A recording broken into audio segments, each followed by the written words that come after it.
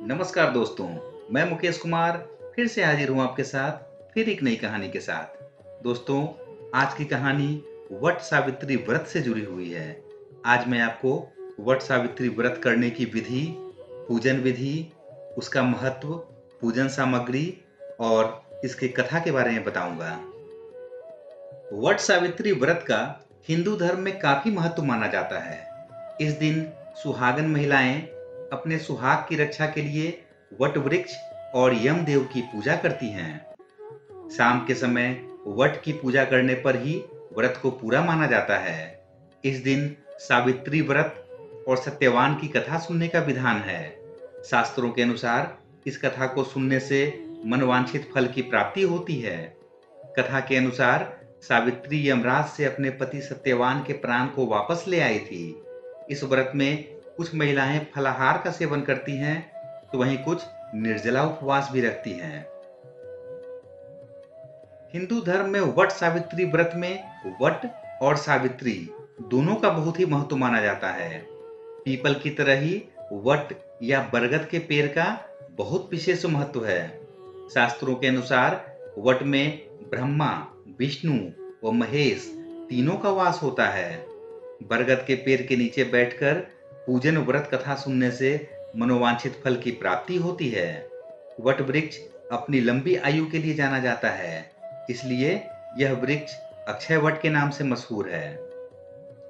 अब मैं आपको पूजन सामग्री के बारे में बता दूं। वट सावित्री व्रत के लिए सत्यवान सावित्री की मूर्ति, बांस का बना हुआ एक पंखा, लाल धागा, धूप, मिट्टी का दीपक, घी, 5 तरह के फल फूल, 1.25 मीटर कपड़ा, 2 सिंदूर जल से भरा हुआ पात्र और रोली ले लें।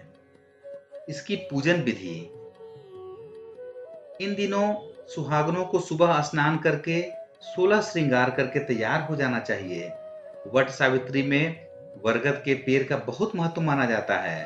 शाम के समय सुहागनों को बरगद के पेड़ के नीचे पूजा करनी होती है। एक टोकरी में पूजा की सभी सामग्री को रखें और पेड़ की जड़ों में जल चढ़ाएं। जल चढ़ाने के बाद दीपक जलाएं और प्रसाद चढ़ाएं। इसके बाद पंखे से बरगद के पेड़ की हवा करें और सावित्री मां का आशीर्वाद लें।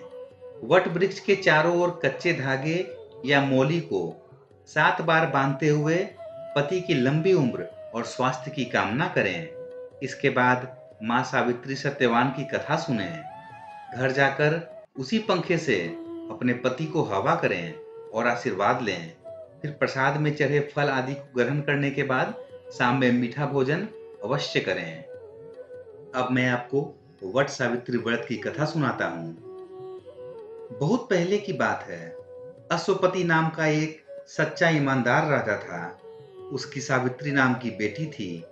जब सावित्री शादी की योग्य हुई तो उसकी मुलाकात सत्यवान से हुई। सत्यवान की कुंडली में सिर्फ 1 वर्ष का जीवन शेष था। सावित्री पति के साथ बरगद के पेड़ के नीचे बैठी थी।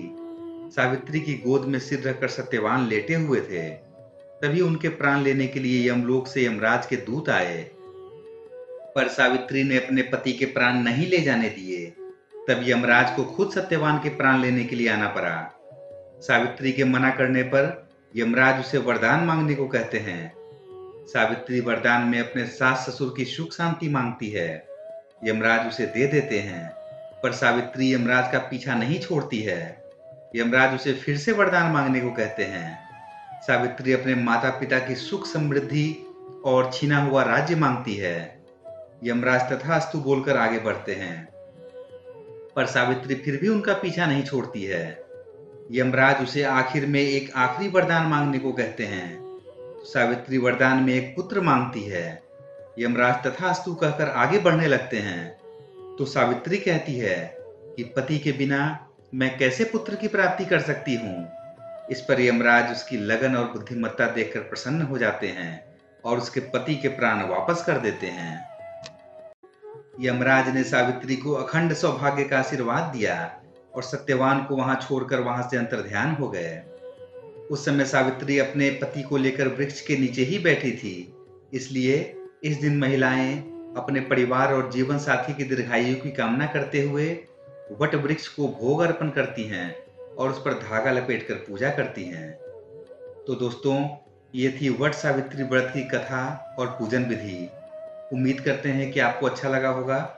ऐसे ही और कहानियों को देखने सुनने के लिए कृपया चैनल को सब्सक्राइब करना ना भूलें।